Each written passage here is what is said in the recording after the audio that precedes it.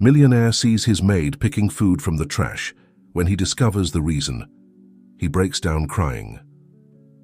High on a hill, dominating the city skyline, stood the majestic mansion of Alexander Morgan.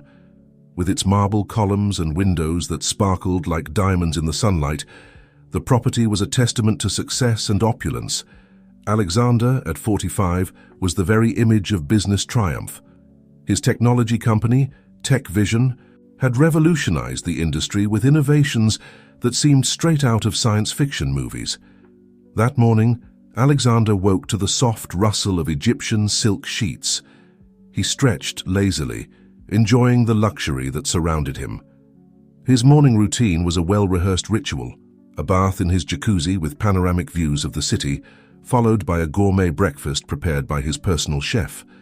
As he savored his imported coffee, Alexander browsed the latest news on his state-of-the-art tablet. The headlines spoke of his most recent achievement. Tech Vision had launched an artificial intelligence system that promised to revolutionize healthcare. The company's stocks had soared, adding hundreds of millions more to Alexander's already considerable fortune. "Mr. Morgan, your car is ready," announced James, his butler, interrupting his thoughts. Alexander nodded, adjusted his silk tie in front of the mirror, and left the mansion. His Rolls-Royce waited, gleaming in the morning sun. As the chauffeur opened the door for him, Alexander couldn't help but feel a wave of satisfaction. Everything in his life was perfect, orderly, just as he had planned it. The journey to Tech Vision's headquarters was smooth and silent. Alexander took the opportunity to review his day's agenda: meetings with investors, a video conference with his development team in Tokyo, and planning for his next marketing campaign. His mind was already racing, anticipating the challenges and opportunities that awaited him. Upon arrival at the imposing glass and steel building that housed Tech Vision, Alexander was greeted with bows and smiles. Employees and executives alike parted at his approach, murmuring respectful greetings. He responded with polite but distant gestures, always maintaining that aura of inaccessibility that he believed was a fundamental part of his leadership image. In his top-floor office, with panoramic views of the city, Alexander immersed himself in his work. The hours flew by between calls, presentations, and decisions that would affect the future of thousands of employees and millions of users of his products. By the time the sun began to set, painting the sky in shades of orange and purple, Alexander felt that familiar sense of accomplishment. Another productive day, another step closer to the top of the business world. As he gathered his things to return home, his assistant rushed in. "Mr. Morgan, there's a problem in the parking lot. It seems one of the maintenance employees is causing a scene." Alexander frowned. He hated problems, especially those that threatened to tarnish the perfect image of his company. "What's it about?" he asked, his voice tinged with irritation. It's better if you see for yourself, sir," replied the assistant, visibly uncomfortable. Intrigued and annoyed in equal measure, Alexander followed his assistant to the underground parking lot. What he saw there left him paralyzed. Next to the dumpsters, illuminated by the cold fluorescent lights, was a middle-aged man, dressed in Tech Vision's maintenance uniform. The man, with frantic and desperate movements, was rummaging through the trash bags, pulling out food scraps and putting them in a plastic bag he carried. Alexander felt as if he had been punched in the stomach. The scene was so surreal, so out of place in the neat and orderly world he had built, that for a moment he didn't know how to react. Who is that man?" he finally managed to ask, his voice barely a whisper. "It's Mark Rodriguez, sir. He's been working in maintenance for almost 10 years, replied the assistant, avoiding looking directly at the scene. Alexander observed Mark, noticing for the first time the details, the deep eye bags, the calloused hands, the way his shoulders hunched under an invisible weight. How was it possible that someone who worked for him in his successful and prosperous company was reduced to searching for food in the trash? At that moment, Mark looked up and his eyes met Alexander's. For an instant, time seemed to stand still. In Mark's gaze, Alexander saw a mixture of shame, desperation, and a glimmer of something else: resentment, resignation. As quickly as it had happened, the moment passed. Mark, realizing he had been discovered, hurriedly gathered his bag and walked away almost running, disappearing into the shadows of the parking lot. Alexander stood there, motionless, feeling as if the ground beneath his feet had begun to shake.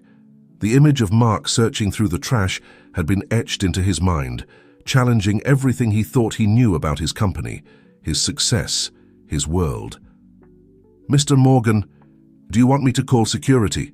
asked the assistant by breaking the silence.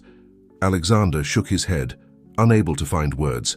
Without saying anything more, he turned and headed to his car, his mind a whirlwind of unanswered questions. As the Rolls-Royce glided through the city's night streets, Alexander looked out the window, but no longer saw the illuminated skyscrapers or luxurious storefronts. Instead, he saw Mark's face, again and again, like a persistent reminder of a reality he had chosen to ignore for too long. For the first time in years, Alexander Morgan, the technology magnate, the man who had everything, felt deeply disturbed. And as the mansion appeared on the horizon, a question echoed in his mind. What else had he been overlooking? The sound of persistent coughing woke Mark Rodriguez long before his alarm clock went off.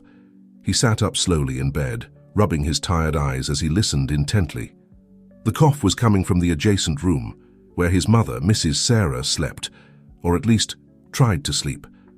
Mark looked at the clock, 4:30 a.m. With a sigh, he got up and headed to his mother's small room. He found her sitting up in bed, her fragile body shaken by another coughing fit. "Mom, how are you feeling?" asked Mark, sitting beside her and gently rubbing her back. Mrs. Sarah tried to smile between coughs. "I'm fine, son. Don't worry about me. Go back to sleep. You have to work." But Mark knew she wasn't fine. His mother's lung disease had worsened in recent months, and the medications were becoming increasingly expensive. He looked around the small room, noticing the cracks in the walls, the peeling paint, the old fan that barely worked. This was not the place where his mother should be spending her final years. After making sure Mrs. Sarah took her medications and went back to sleep, Mark returned to his room. But sleep had already abandoned him. He sat on the edge of the bed, his mind a whirlwind of worries. The sound of light footsteps pulled him from his thoughts. His older daughter, Lucy, 10 years old, appeared at the door, rubbing her sleepy eyes. "Dad, is Grandma sick again?" she asked in a worried voice. Mark forced a smile. "Don't worry, sweetheart. Grandma just needs to rest. Go back to bed. It's still very early." Lucy nodded, but instead of returning to her room, she approached and hugged her father. Mark held her close, feeling a lump in his throat. How could he explain to his daughter that things would get better when he wasn't even sure of it himself? When Lucy finally went back to her bed, Mark got up and began to prepare for another long day of work. In the kitchen, while preparing a simple breakfast, his gaze fell on the nearly empty refrigerator. His stomach churned as he remembered what he had had to do the night before in TechVision's parking lot. Shame and guilt invaded him again, but he pushed them aside with determination. He would do whatever was necessary to feed his family. At 6 sharp, Mark left his small apartment in a modest neighborhood of the city. The contrast with the world he was heading to couldn't be more stark. As he walked to the bus stop, he saw his neighbors starting their day, construction workers loading their tools, mothers taking their children to school before going to their own jobs, elderly people sweeping the sidewalks in front of their homes. The bus ride was long and cramped, but Mark barely noticed. His mind was busy making calculations, trying to stretch his salary to cover all the needs. Rent, food, his mother's medications, the children's school supplies. No matter how he tried, the numbers never added up. When he arrived at the imposing gates of TechVision, Mark felt the familiar knot in his stomach.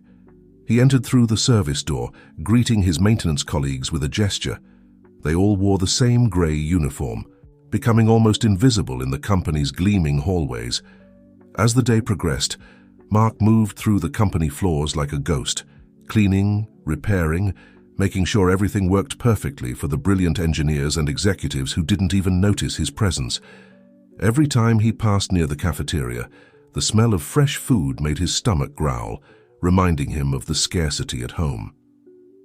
During his break, Mark sat in a secluded corner of the maintenance area, taking out the small lunch he had prepared, a simple sandwich and a slightly bruised apple. As he ate, he couldn't help thinking about the scene from the night before. Shame invaded him again as he remembered the look of shock on Mr. Morgan's face. "Are you okay, Mark?" asked Rose, one of his colleagues, sitting next to him. Mark forced a smile. "Yeah, just a bit tired. My mother hasn't been well." Rose nodded understandingly. "If you need anything, you know you can count on me." Mark appreciated the gesture, but he knew Rose had her own struggles. They all did here. The rest of the day passed in a haze of repetitive tasks and constant worries. When it was finally time to leave, Mark felt exhausted, physically and emotionally. But his day was far from over. On the way home, he stopped at a pharmacy to buy his mother's medications. The price had gone up again, and Mark felt a weight in his chest as he saw how little was left in his wallet after paying. Upon reaching his building, he climbed the stairs slowly, each step an effort. Before entering his apartment, he paused for a moment, took a deep breath, and put on his best smile. He didn't want his children to see his worry. "Dad!" shouted Lucy and her younger brother, Michael, 7 years old, running to hug him as soon as he entered. "My loves," responded Mark, hugging them tightly. For a moment, all his worries vanished. The night passed in a familiar routine, helping the children with their homework, preparing a simple dinner, making sure his mother took her medications. While washing the dishes, Mark listened to Lucy reading a story to Michael, and the sound of their laughter was like a balm for his tired soul. Later, after putting the children to bed, Mark sat on the small balcony of the apartment, looking at the city lights.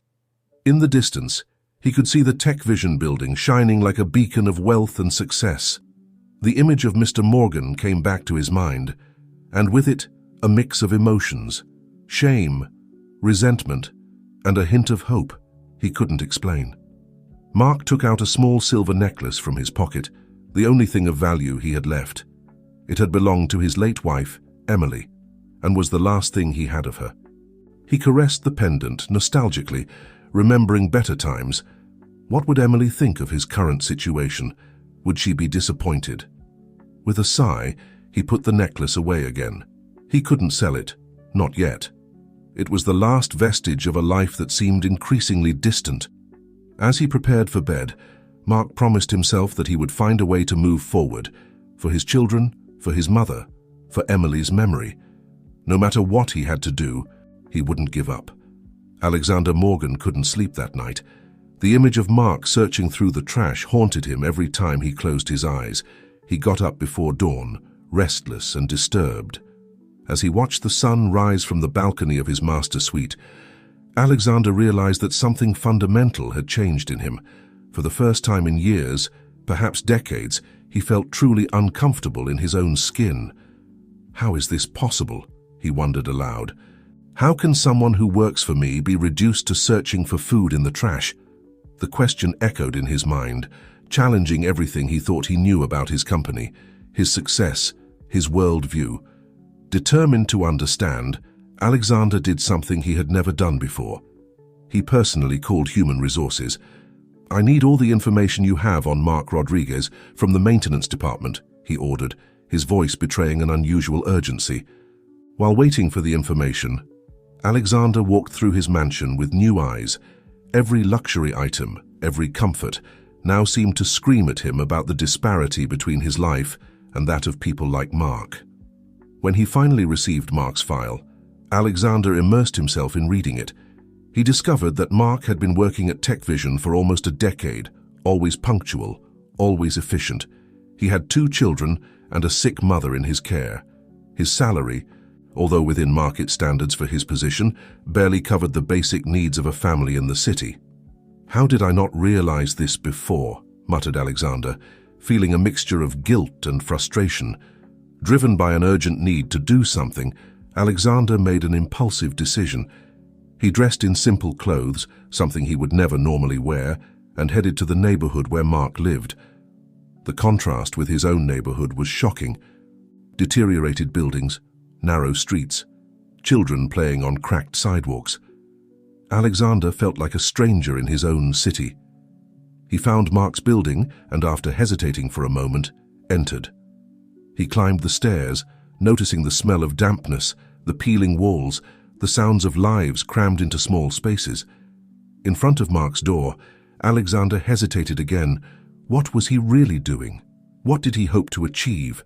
Before he could decide, the door opened. "Mr. Morgan?" Mark's surprised voice snapped him out of his thoughts.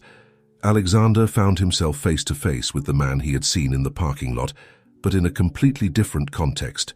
Mark seemed smaller here, more vulnerable, with deep eye bags and an expression of confusion and alarm. "Mark, I came to talk to you," said Alexander, surprised by the insecurity in his own voice. Mark, visibly uncomfortable, looked both ways down the hallway before inviting Alexander in. The interior of the apartment was small but clean, with worn but well cared for furniture. From a nearby room, the sound of persistent coughing could be heard. "My mother," explained Mark, noticing Alexander's look. "She's sick." Alexander nodded, feeling increasingly out of place. What right did he have to invade Mark's private life like this? "Mark, about what I saw last night," Alexander began, but stopped when he saw the expression of shame and fear on Mark's face. "Mr. Morgan, please, don't fire me," begged Mark, his voice barely a whisper. "I need this job. My family depends on me." The plea hit Alexander like a punch to the stomach. How had it come to this? How could a hard-working man fear so much for his livelihood? "I'm not here to fire you, Mark," said Alexander, trying to maintain his composure. "I'm here because I want to understand.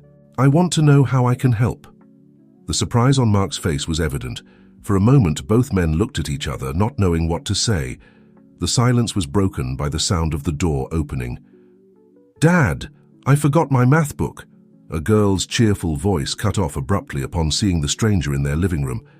"Lucy, honey, this is Mr. Morgan, my boss," explained Mark, the discomfort evident in his voice.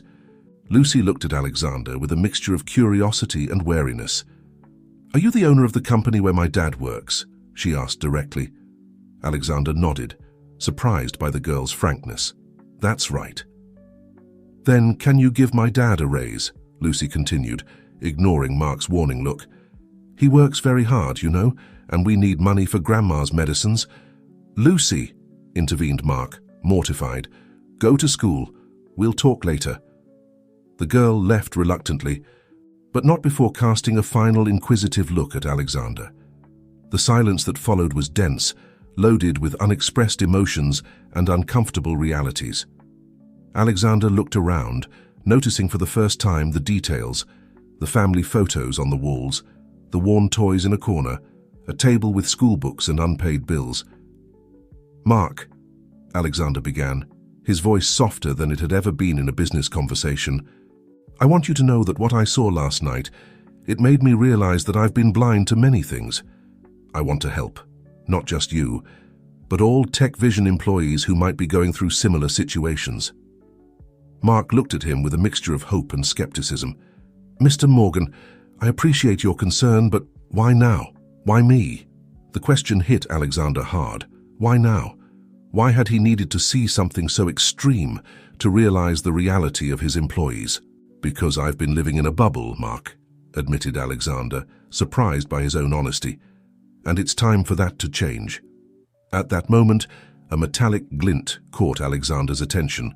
Mark was wearing a necklace, a simple silver pendant hanging from his neck. For some reason, that necklace seemed strangely familiar to Alexander, but he couldn't place why.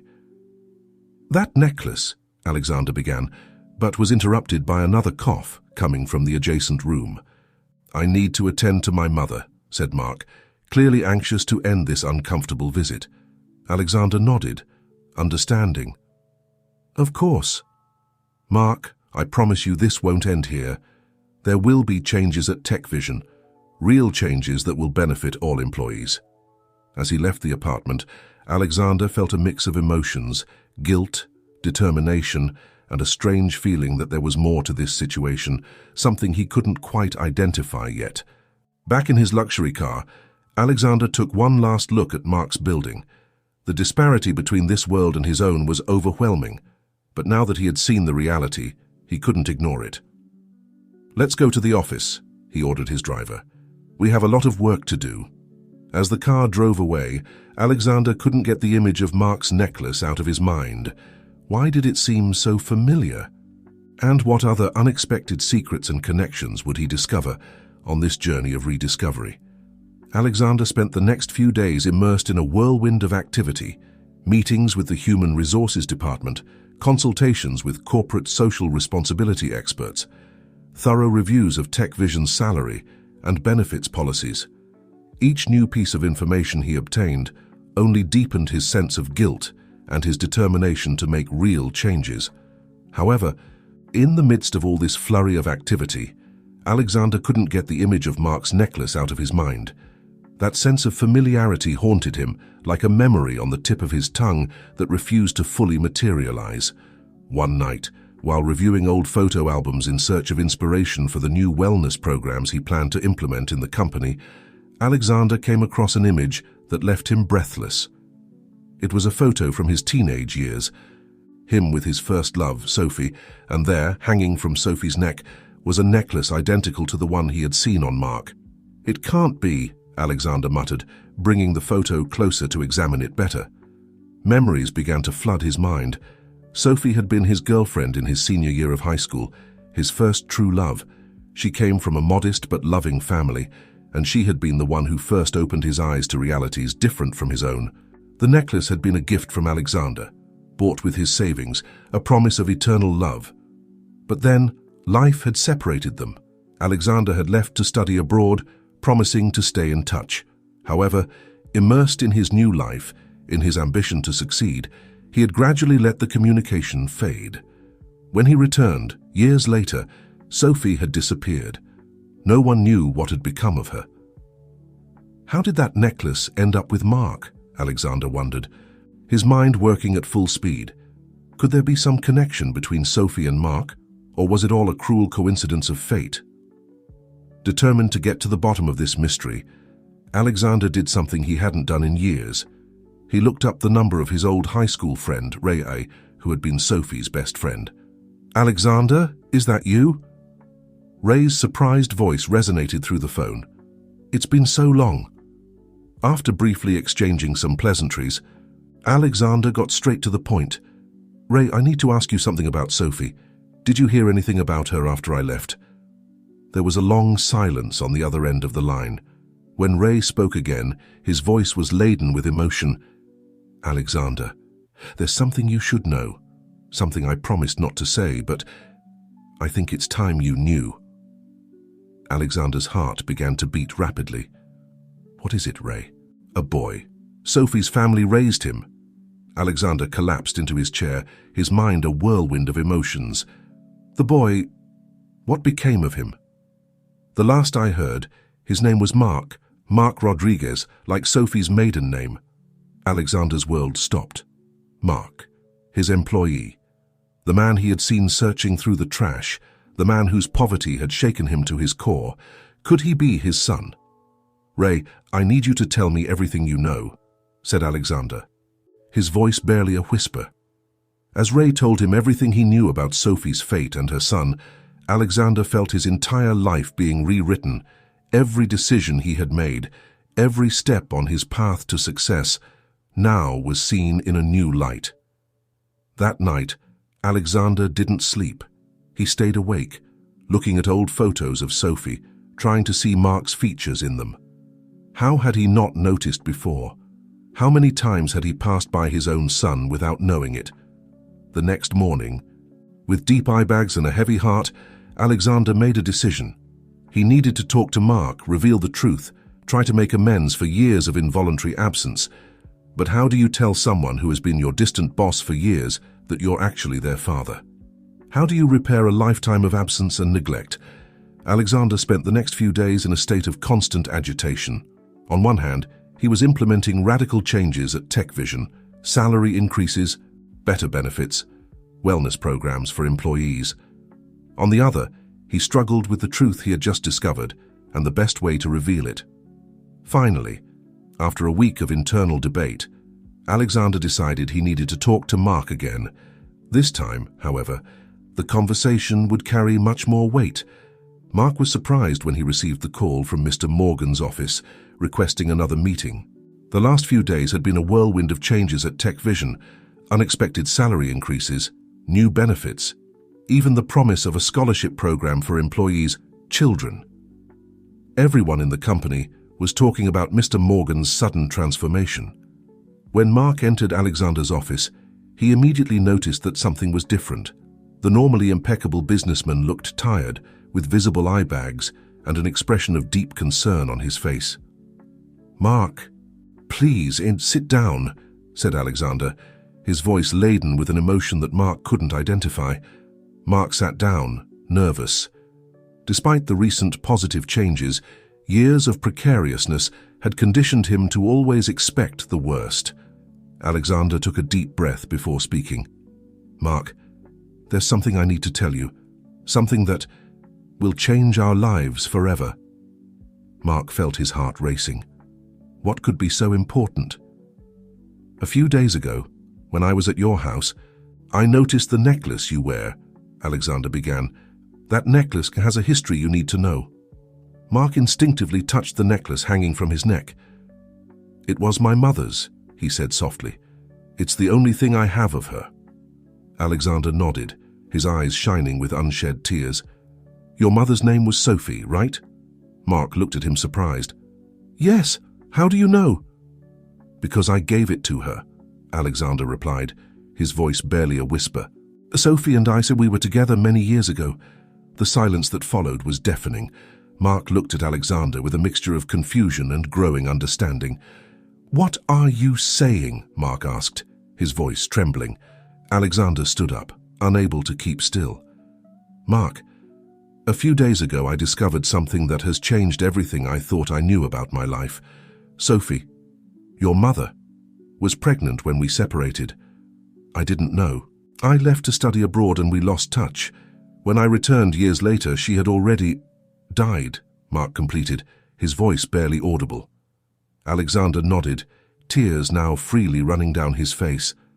"Mark, what I'm trying to tell you is that I am your father." The world seemed to stop for Mark. Alexander's words echoed in his mind, challenging everything he thought he knew about his life, his identity, his place in the world. "No," said Mark, standing up abruptly. "It can't be. This is crazy."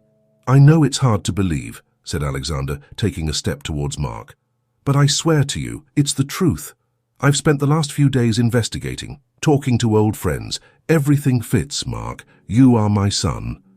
Mark stepped back, his mind a whirlwind of emotions, anger, confusion, disbelief, and a hint of something he didn't want to admit. Hope. "And what do you expect me to do with this information?" Mark snapped.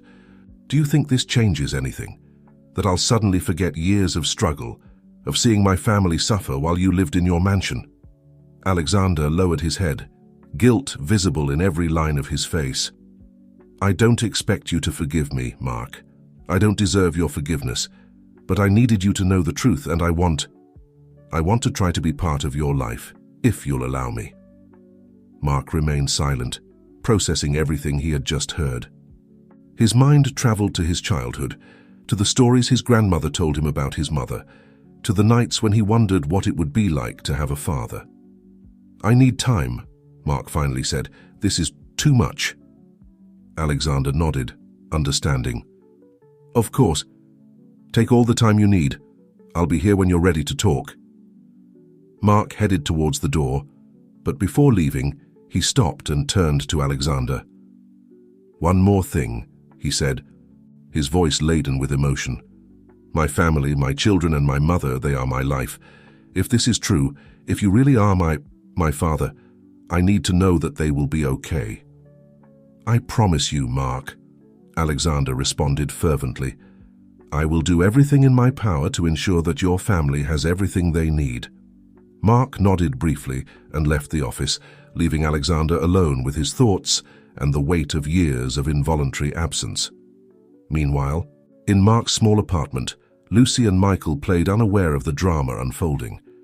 Mrs. Sarah, from her room, coughed softly, her thoughts with the son who worked so hard to keep the family afloat. None of them could imagine how their lives were about to change, how fate had woven a web of connections that now, finally, came to light. The following days were a whirlwind of emotions for Mark. Every morning he woke up, hoping it had all been a dream, only to be hit again by the reality of the situation. His boss, the man he had always seen as a symbol of everything that was out of his reach, was actually his biological father. At work, Mark felt the curious glances of his colleagues. The changes at TechVision had been quick and drastic, and everyone wondered what role Mark played in all of this. Rumors ran like wildfire, but no one dared to ask directly. For his part, Alexander immersed himself in work with renewed energy. He implemented wellness programs, reviewed all company policies, and even initiated a foundation to help low-income families. But every decision, every action, was tinged by the weight of his recent discovery. One afternoon, as Mark was cleaning one of the executive floors, he came face to face with Alexander. The moment was awkward, loaded with unspoken words and contained emotions. "Mark," Alexander began, his voice soft. "How are you?" Mark visibly tensed. "I'm working, sir."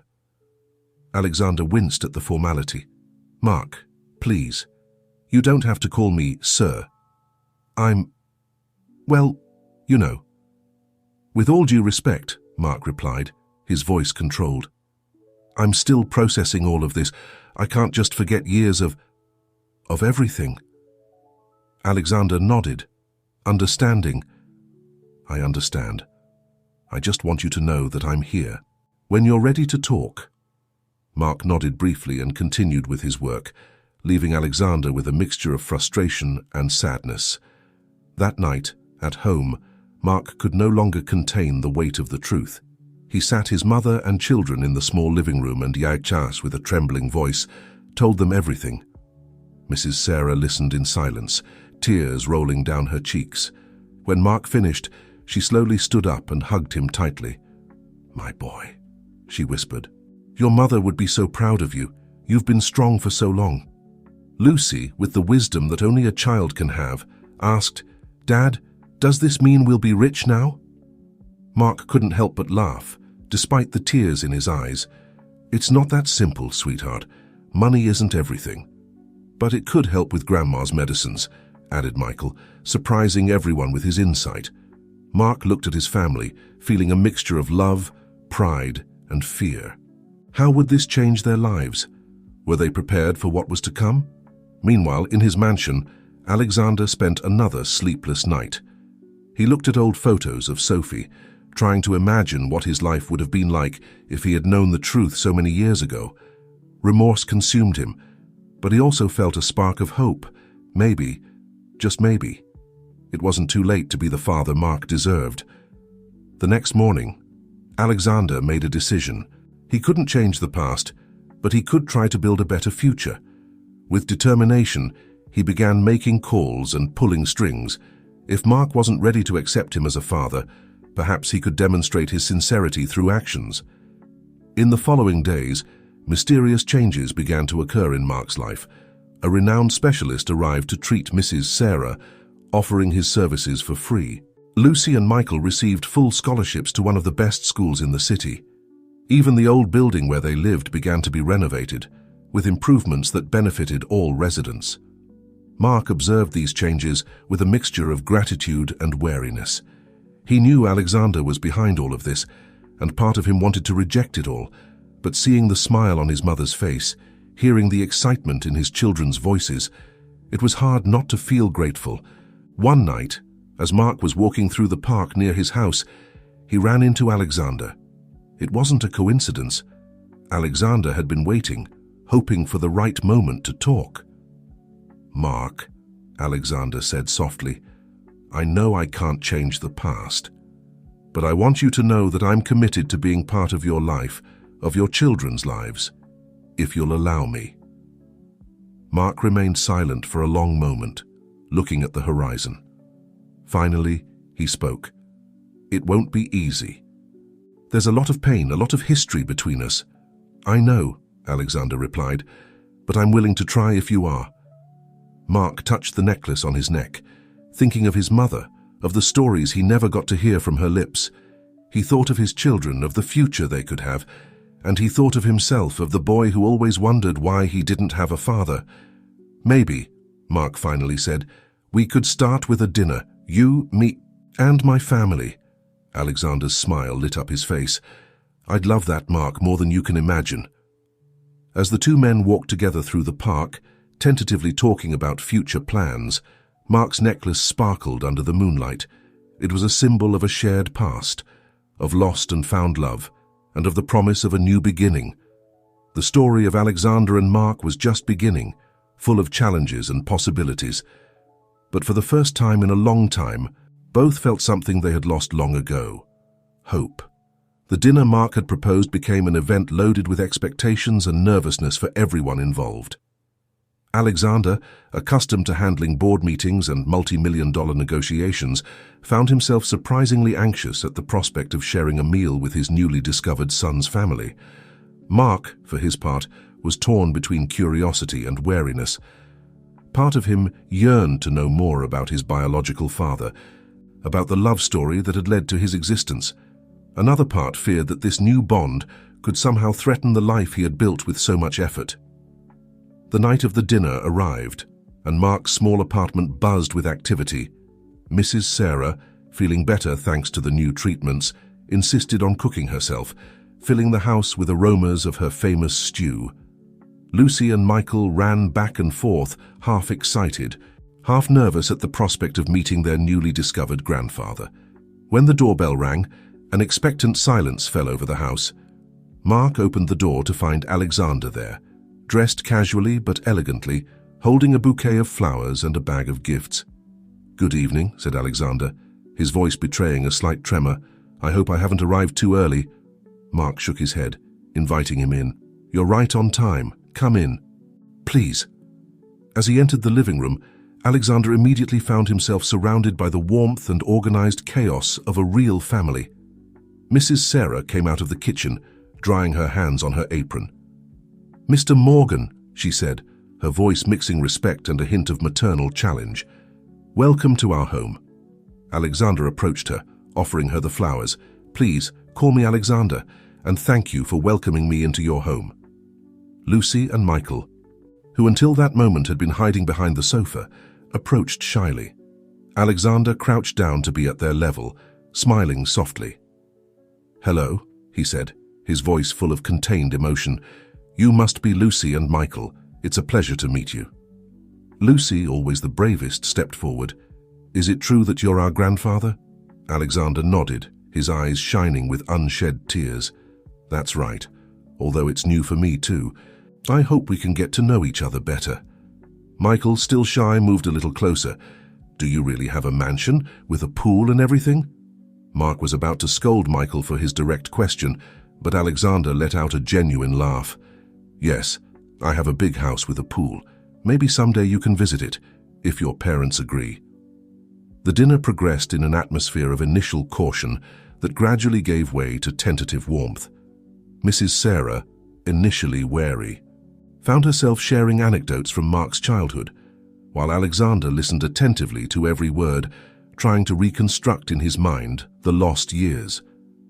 As the night progressed, the conversations became deeper. Mark, encouraged by the relaxed atmosphere, dared to ask the question that had been on his mind. "Alexander," he began, his voice soft but firm, "could you tell me more about my mother? About how you met? What she was like?" An expectant silence fell over the table.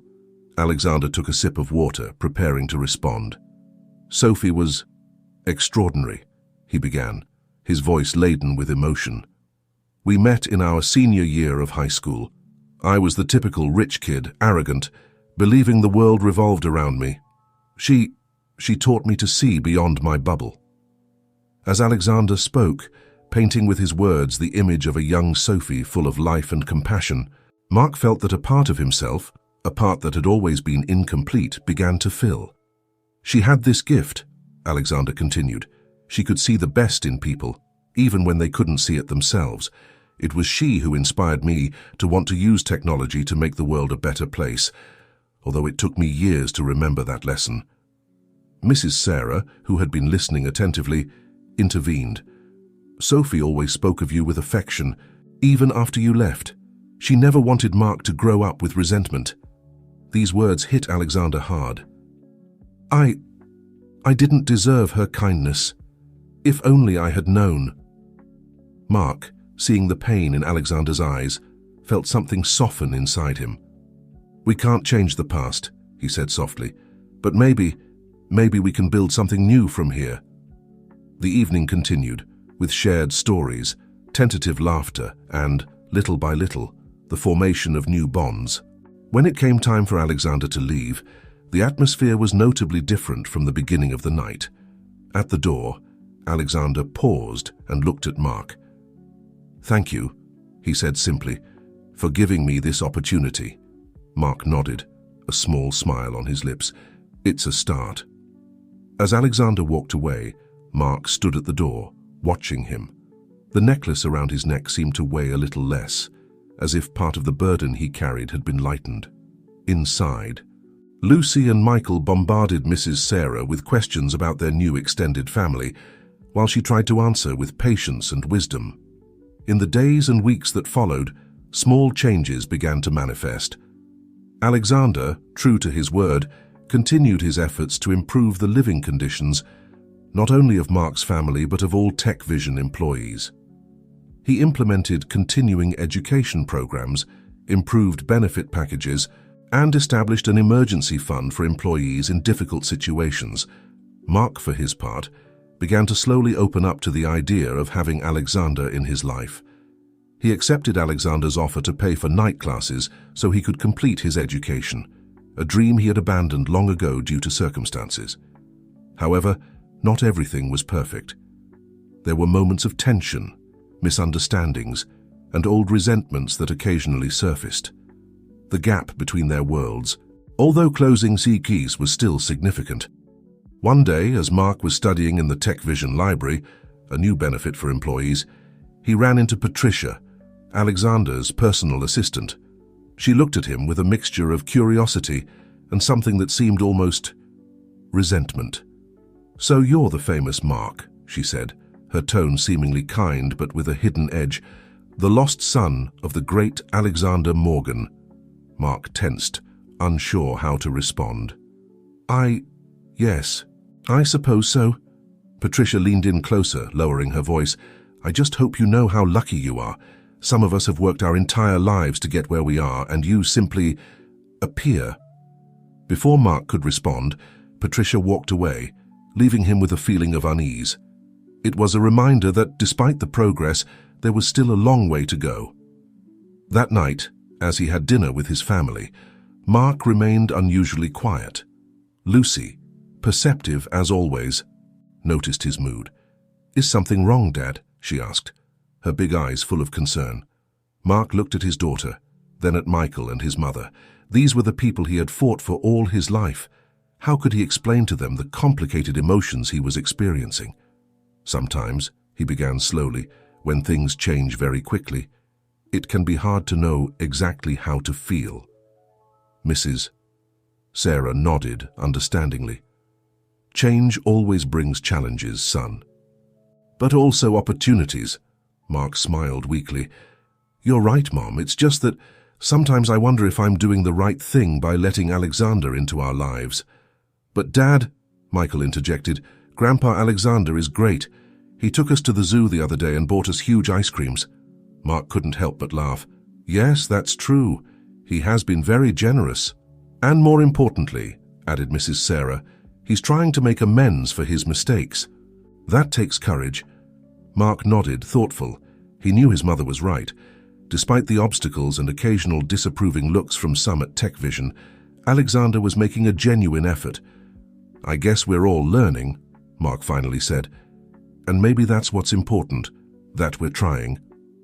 As the family continued their dinner, discussing their days and making plans for the future, Mark realized that, despite the complications, his life had been enriched in ways he never could have imagined.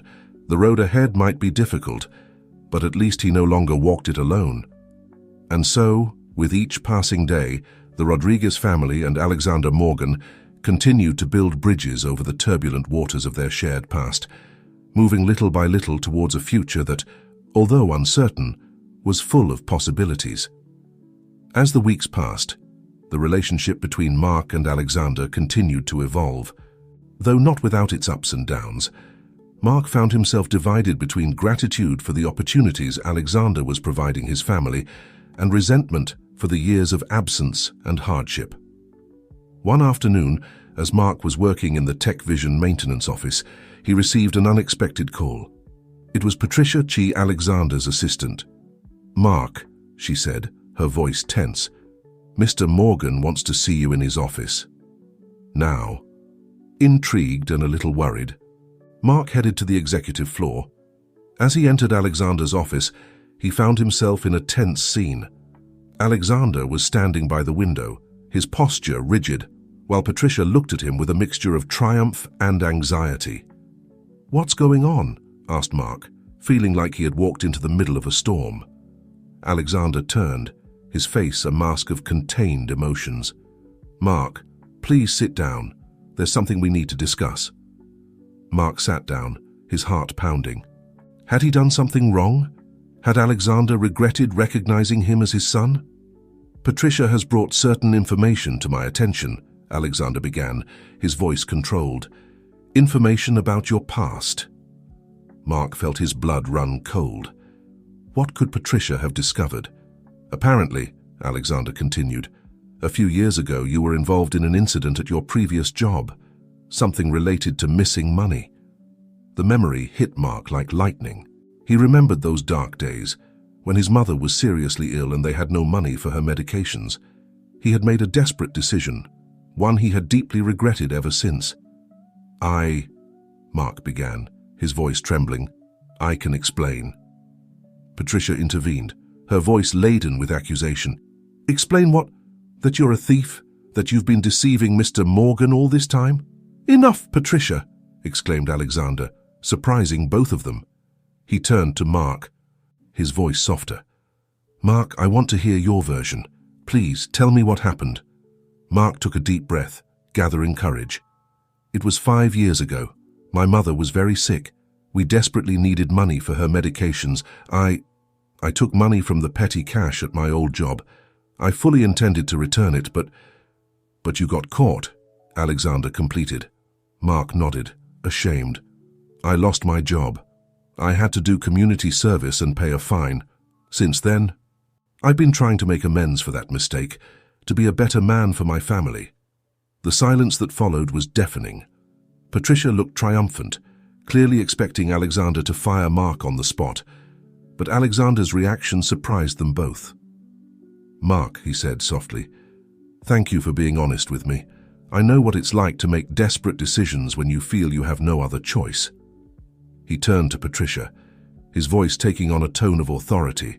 "Patricia, I appreciate your diligence, but in the future I ask that you bring this type of information directly to me in private. You may go."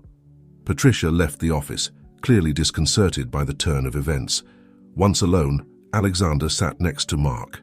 "Son," he said, the words still sounding strange but sincere, "we all make mistakes. What's important is how we choose to learn and grow from them." Mark felt as if an enormous weight had been lifted from his shoulders. Thank you for understanding. I've been trying to leave that mistake behind, to be the man my family deserves." Alexander smiled softly. "And you are, Mark. I see how hard you work, how you care for your family.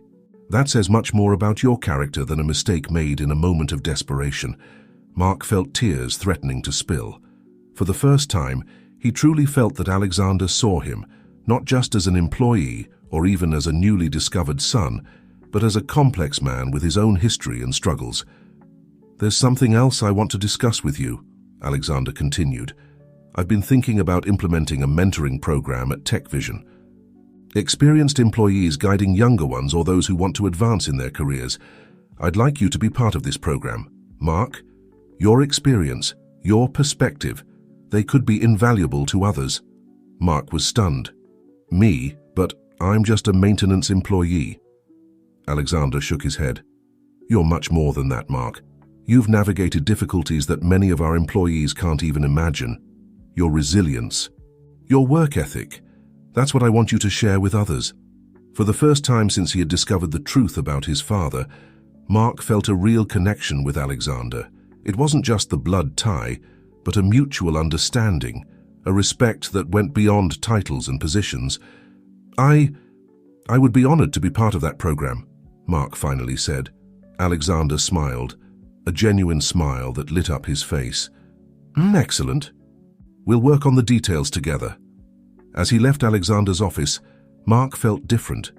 The shame of his past, though still present, no longer seemed an unbearable burden. In its place, he felt a new determination, a renewed purpose. That night, at home, Mark shared what had happened with his family. Mrs. Sarah hugged him tightly, proud of her son's honesty and growth. Lucy and Michael, though not fully understanding the situation, felt the importance of the moment. Thais, does this mean you'll work in a fancy office like Grandpa Alexander now? Michael asked excitedly. Mark laughed softly. Not exactly, Michael, but it means I'll have the opportunity to help other people in the company, to share what I've learned. Lucy, always perceptive, looked at her father with bright eyes. I'm proud of you, Dad. You've always taught us to be honest and work hard, even when things are difficult. His daughter's words deeply touched Mark. He realized that, despite all the challenges they had faced, he had managed to pass on important values to his children. Thank you, my love, he said, hugging Lucy. We're all learning and growing together. The following months were a period of transformation for Mark and his family. The mentoring program at TechVision took off successfully, and Mark found himself sharing his experience and knowledge with employees from various departments. His unique perspective, combining the experience of working from the ground up to his new position, proved invaluable to many. Alexander Huell, for his part, continued implementing changes at TechVision. Inspired largely by Mark's ideas and suggestions, the company began to be recognized not only for its technological innovations, but also for its progressive labor practices and commitment to social responsibility. However, not everything was rosy. As Mark rose in the company and his relationship with Alexander strengthened, he began to face resistance from some high-level executives who saw his ascent as a threat. One afternoon, after a particularly tense meeting where Mark had proposed a new training program for low-income employees, he found himself face-to-face with Victor Salazar, the Vice President of Operations. Mark, said Victor, his voice laden with condescension, I understand that you feel empowered by your new position, but you must remember that there are people here who have dedicated decades to this company. You can't just come in and expect to change everything overnight. Mark felt his blood boiling, but he maintained his composure. Mr. Salazar, with all due respect, my proposals are based on my experience and what I've learned from other employees. I believe they can benefit TechVision in the long term. Victor moved closer, lowering his voice. Listen, kid, we all know why you're here. Being Alexander's lost son may have given you a fast pass, but don't be confused. This is a business, not a charity. Before Mark could respond, Alexander's voice resonated in the hallway. Is there a problem here, gentlemen? Victor stepped back, his attitude changing instantly. Not at all, Alexander. I was just congratulating Mark on his latest proposal. Alexander looked at both men, his eyes narrowed with suspicion. I'm glad to hear it. Mark, could you come with me to my office? There's something I want to discuss with you.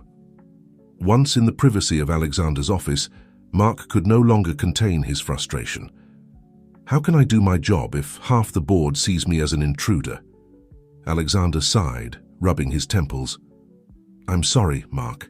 I should have foreseen that this might happen. Some of the old guard feel threatened by change.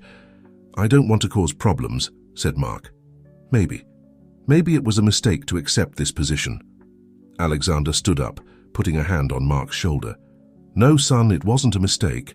Your ideas, your perspective, are exactly what TechVision needs. Don't let anyone convince you otherwise. Mark looked at Alexander, feeling a mixture of gratitude and determination. Thank you, Dad. It was the first time Mark had called Alexander Dad, and the moment didn't go unnoticed by either of them. Alexander felt a lump forming in his throat. "Mark," he said softly, "I know I can't make up for the lost years, but I want you to know that I'm incredibly proud of the man you've become, and I promise that we'll face these challenges together." That night, during the family dinner, Mark shared the day's events with his family. Mrs. Sarah listened attentively, her face a mixture of concern and pride. "Son," she finally said, "always remember where you come from. Your strength isn't in your new title or your relationship with Alexander. It's in your heart, in your experience, in your desire to help others." Lucy, who had been unusually quiet, spoke up. "Dad, remember when you taught me to ride a bike? I fell many times, but you told me that the important thing was to get up and keep trying." Mark smiled, and remembering that day. "That's right, my love." "Well," Lucy continued, "I think it's the same now. Maybe you'll fall sometimes in your new job, but the important thing is that you keep trying, because what you're doing is important." His daughter's words deeply touched Mark. He realized that, in his desire to prove his worth at TechVision, he had almost forgotten the most important lessons he himself had taught his children.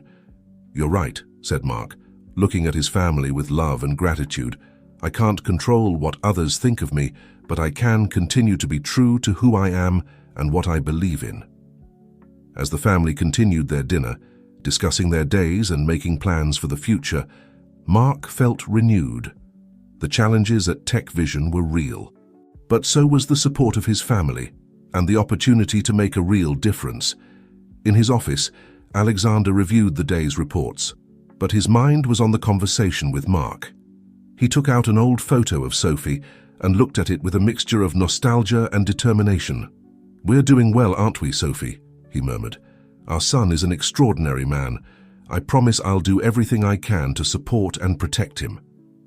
Meanwhile, in another part of the city, Victor Salazar met secretly with other disgruntled executives. "We need to do something," he said quietly. "Mark Rodriguez and his progressive ideas are changing too much, too fast. It's time to take action." The following days promised to be a battlefield of ideals, loyalties, and the true meaning of business success. Mark, Alexander, and the entire Rodriguez family would face challenges that would test not only their newly formed relationship, but also their deepest values. The tension at TechVision reached its peak a few weeks later. Mark had been working tirelessly on a new project, a scholarship and internship program for young people from marginalized neighborhoods, designed to provide them with opportunities in the technology world. It was a project close to his heart, one that he felt could make a real difference. The day of the final presentation to the board of directors arrived. Mark, nervous but determined, presented his proposal with passion and detail. Alexander watched with evident pride, while Victor Salazar and his allies exchanged skeptical glances. "It's an ambitious project, Mr. Rodriguez," said one of the directors when Mark finished. "But have you considered the costs? And how can we be sure that these young people will be up to TechVision's standards?" Mark was prepared for this question. "The initial costs may seem high, but in the long term, this program will provide us with a diverse and talented pool of new employees.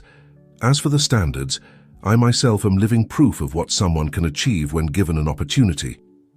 Victor Salazar leaned forward, his voice laden with condescension. "Mark, we appreciate your enthusiasm, but TechVision is a top-tier technology company, not a charity organization. Perhaps you should consider starting a separate foundation for these personal projects." Mark felt his blood boiling, but before he could respond, Alexander intervened. "Victor," he said, his voice calm but firm, "TechVision's purpose has always been to innovate and improve lives. Mark's project fits perfectly with that mission. Moreover, other tech companies are already implementing similar programs with great success." The discussion heated up, with the board divided between those who supported Mark and Alexander's vision and those who resisted change. Finally, it was decided to postpone the decision for a future meeting. As they left the boardroom, Mark felt discouraged. Alexander caught up with him in the hallway. "Don't be discouraged, son," he said softly. You've planted an important seed today. Sometimes change takes time. Mark nodded, grateful for the support. Thanks, Dad. I just hope I'm not causing more problems than solutions. On the contrary, Alexander replied, you're challenging the status quo, and that always makes some people uncomfortable, but it's necessary for progress. That night, as Mark was sharing the day's events with his family, the doorbell rang. To everyone's surprise, it was Alexander. I hope I'm not interrupting, he said, a bit uncomfortable. I felt I needed to talk to all of you. Mrs. Sarah invited him in, and soon the whole family was gathered in the small living room. Alexander looked at each of them before speaking. I want you to know that I'm fully committed to Mark's project, he began. But more than that, I'm committed to this family. It's been months since I discovered the truth about Mark, and every day I realize how fortunate I am to have this second chance. Lucy, always direct, asked her, does that mean you're going to come to dinner more often, Grandpa? Alexander laughed, feeling some of the tension dissipate. I'd love to, if you'll have me. As the night progressed, the conversation flowed more easily. Mark watched as Alexander interacted with his children, answering their questions about technology and sharing stories from his youth. For the first time, it really felt like a united family. However, the peace of the family night was interrupted by an urgent phone call. It was Patricia, Alexander's assistant. Mr. Morgan, she said, her voice tense. There's been a leak. Someone has sent details about Mark's past to the press and is insinuating that his position at TechVision is only due to nepotism. The world seemed to stop for a moment. Mark and Alexander looked at each other, concern evident on their faces. Who could have done this? Asked Mark, though deep down, he had a suspicion. Alexander sighed deeply. I don't know for sure, but I have an idea. Mark, we need to face this head on. We can't allow this to divide us or undermine everything we've achieved. Mark nodded, feeling a mixture of fear and determination. You're right. We can't hide from the truth. Mrs. Sarah, who had been listening attentively, intervened. Son, Alexander, remember that the truth always comes to light. What's important is how you choose to face it. Lucy and Michael, though not fully understanding the situation, approached their father and hugged him. We're with you, Dad, Lucy said softly. Alexander observed the scene with a mixture of pride and determination. We'll face this together as a family. The following days were a whirlwind of activity. Newspaper headlines and newscasts talked about nothing but the scandal at TechVision. Tech mogul's illegitimate son, nepotism or redemption. The headlines read. Mark felt overwhelmed. Every time he left the house, he felt the stares and whispers of neighbors. At TechVision, some colleagues avoided him, while others offered words of support. Alexander, for his part, faced the board of directors and shareholders, many of whom demanded explanations and immediate action. It was in the midst of this chaos that Alexander made a bold decision. He called a press conference, but with one condition: Mark would be by his side. The day of the conference arrived. The room was full of journalists and cameras. Mark, dressed in a suit Alexander had given him, felt out of place but determined. Alexander approached the podium with Mark by his side. He took a deep breath before beginning. Good afternoon, everyone. I appreciate your presence here today. In recent days, many stories and rumors have circulated about my relationship with Mark Rodriguez and his position at TechVision. We're here today to tell the truth, the whole truth. Alexander proceeded to relate the complete story, his relationship with Sophie, how they lost touch, the discovery that Mark was his son, and how this had led him to reevaluate not only his personal life, but also the direction of TechVision. Yes, I made mistakes in the past, Alexander continued, mistakes that caused suffering to people who didn't deserve it, but I'm here today not to ask for forgiveness, but to demonstrate how we're turning those mistakes into something positive. Then, to everyone's surprise, Alexander handed the microphone to Mark. Mark, nervous but determined, began to speak. My name is Mark Rodriguez. Until a few months ago, I was a maintenance employee at TechVision, struggling to support my family. Yes, I made a mistake in my past, a mistake born of desperation and love for my sick mother. But that mistake doesn't define me. What defines me are the lessons I've learned, the hard work I've done, and the desire to create a better world for my children and for all those who, like me, have faced difficulties. Mark continued talking about the programs he had proposed at TechVision, about how his life experience had given him a unique perspective on the needs of employees and the community. "I'm not here because of nepotism," Mark concluded. "I'm here because I believe in the power of second chances, in the importance of diversity of perspectives in the workplace, and in TechVision's potential to be not just a successful company, but also a force for good in our society." When Mark finished speaking, there was a moment of silence in the room. Then, to everyone's surprise, someone began to applaud. Soon, the entire room was filled with applause. Alexander, with tears in his eyes, hugged Mark in front of all the cameras. "I'm proud to call you my son," he said, loud enough for the microphones to catch it. Questions from journalists poured in, but Alexander and Mark handled them with honesty and grace. By the time the conference ended, the narrative had changed. It was no longer a story of scandal, but one of redemption, of second chances, and of a company that dared to think differently. In the days that followed, the public reaction was overwhelmingly positive. TechVision's stocks, which had initially fallen with the scandal, began to rise again. More importantly, other companies began to contact TechVision, interested in implementing programs similar to those proposed by Mark. However, not everything was resolved. Victor Salazar and his allies on the board of directors remained a thorn in Alexander and Mark's side. They knew that the battle for TechVision's soul was not yet over. One night, as Mark was having dinner with his family, he received an urgent phone call from Alexander. "Son," Alexander said, his voice laden with emotion, "I just received news that will change everything. I need you to come to my office early tomorrow morning. There's something you must see." Mark, intrigued and a little worried, agreed to meet Alexander first thing the next morning. As he hung up the phone, he couldn't help but wonder what new surprise fate had in store for him. That night, as everyone slept, Mark took out his mother's old necklace and held it in his hands. "Mom," he whispered, "I hope you're proud of me. I promise that, no matter what happens, I'll keep fighting to do the right thing."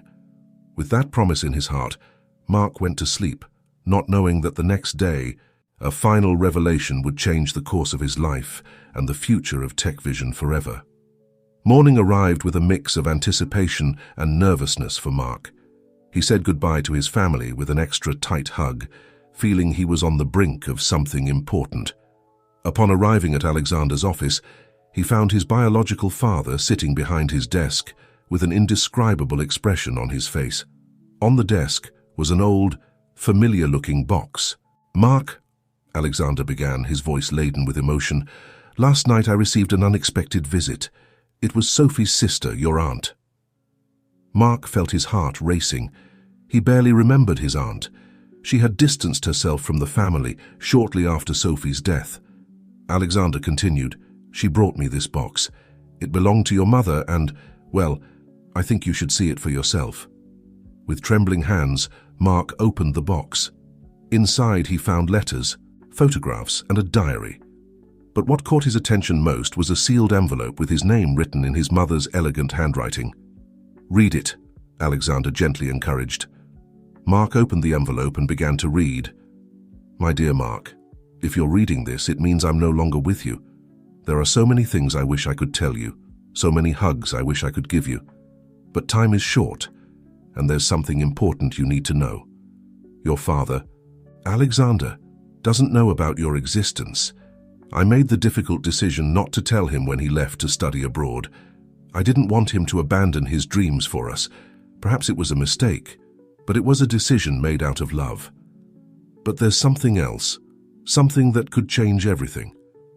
Before I met Alexander, I worked as an intern at the company that would eventually become TechVision. During my time there, I discovered something. The technology that catapulted the company to success was not created by the original founders. It was the work of a group of young interns, including myself. In this box, you'll find evidence, prototypes, notes, everything needed to prove the truth. I'm not seeking vengeance or posthumous recognition. My hope is that this information can be used to do good, to ensure that TechVision becomes the positive force I always dreamed it could be." Mark, my love, I trust you to do the right thing with this information. I know you've grown to be a good and just man. I'm proud of you, more than words can express. With all my love, Mom.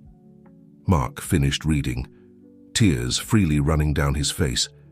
He looked at Alexander, who was also visibly moved. I had no idea, Alexander said softly. Sophie was always brilliant. But this... Mark nodded, processing the enormity of the revelation. What do we do now? Alexander stood up and walked to the window, looking at the city sprawling below. We do the right thing, he said finally. We honor Sophie's legacy. In the weeks that followed, Alexander and Mark worked tirelessly. With the help of lawyers and technology experts, they verified the authenticity of the information provided by Sophie. The truth was undeniable. TechVision had been built on the unrecognized work of brilliant young people. Armed with this information, Alexander called an emergency board meeting. The revelation caused shock, but Alexander wasn't interested in pointing fingers. Gentlemen, he said, his voice firm, we have a unique opportunity. We can use this information to transform TechVision into something truly revolutionary. Mark intervened. We propose creating a foundation in honor of my mother and all the young innovators whose names were forgotten. This foundation will be dedicated to supporting young talents from marginalized communities, giving them the opportunity to develop their ideas and be recognized for their work. The proposal faced initial resistance, especially from Victor Salazar and his allies, but the evidence was irrefutable, and the vision presented by Alexander and Mark was powerful. Finally, after hours of debate, the board voted in favor of the proposal. TechVision would embark on a new chapter, one of transparency, inclusion, and social responsibility. In the months that followed, TechVision's transformation made world news. The Sophie Rodriguez Foundation became a beacon of hope for young innovators around the world.